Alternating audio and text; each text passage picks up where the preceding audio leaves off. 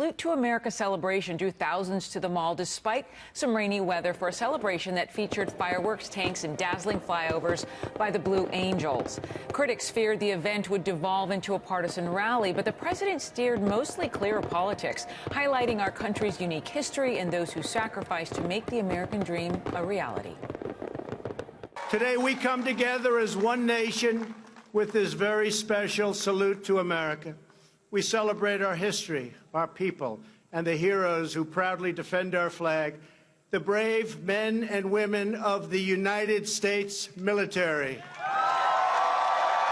As we gather this evening, in the joy of freedom, we remember that all share a truly extraordinary heritage. Together, we are part of one of the greatest stories ever told, the story of America. It is the chronicle of brave citizens who never give up on the dream of a better and brighter future. In 1963, Reverend Martin Luther King Jr. stood here on these very steps and called on our nation to live out the true meaning of its creed and let freedom ring for every citizen all across our land. It has willed our warriors up mountains and across minefields. It has liberated continents, split the atom, and brought tyrants and empires to their knees. White House correspondent Kevin Corke is reporting live from the presidential mansion. Fair to say, Kevin, the president was happy with the way the Salute to America event unfolded? Yeah, I'd say manifestly so, John. And to be clear, I mean, from the tweets to the reaction to his speech, the wet weather notwithstanding, I think it's fair to say the president was very pleased with how the Salute to America all worked out yesterday. It was quite an event and something to see for the American people. Not to be sort of unfair to suggest that everybody in the crowd was there for the event itself. A lot of folks just want to see the fireworks. But no matter the reason for being in the nation's capital yesterday, it was memorable as the president paid tribute to those who not only forged history, he also paid tribute to those who preserve it and preserve the peace.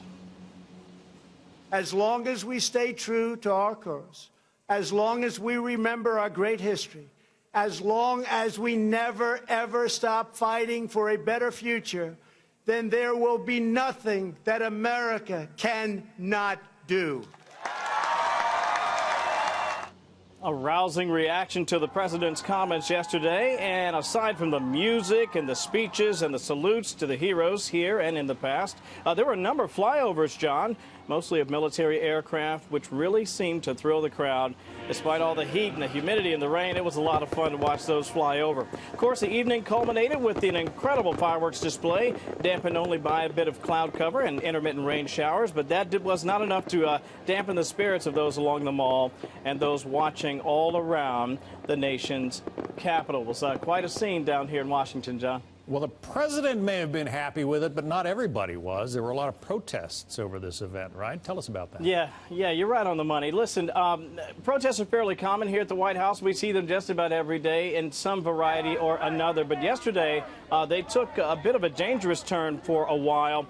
At least one demonstration, John, got so out of hand that protesters burned an American flag, only to be confronted by other Americans. That led to a bit of a dust-up between competing groups, and unfortunately it resulted in an injury to at least one Secret Service officer. A couple of people were arrested following that incident, but that is something we have come to expect here in the nation's capital from time to time, although you don't usually see it get so out of hand over here on Pennsylvania Avenue. By the way, there were some Democratic presidential candidates that were critical of this particular event by the president. They said he was trying to make the holiday all about himself. But if you listen to the comments in the speech, it looked like he steered clear mostly of all that. John, back to you. By the way, will you expect to hear from the president as he makes his way to New Jersey here? If he does say something out there on the South Lawn, I promise to pass it along. But for now, back to you. All right, we'll be expecting him up here in sort of our neighborhood. Kevin Corke. Yeah. Kevin, thank you.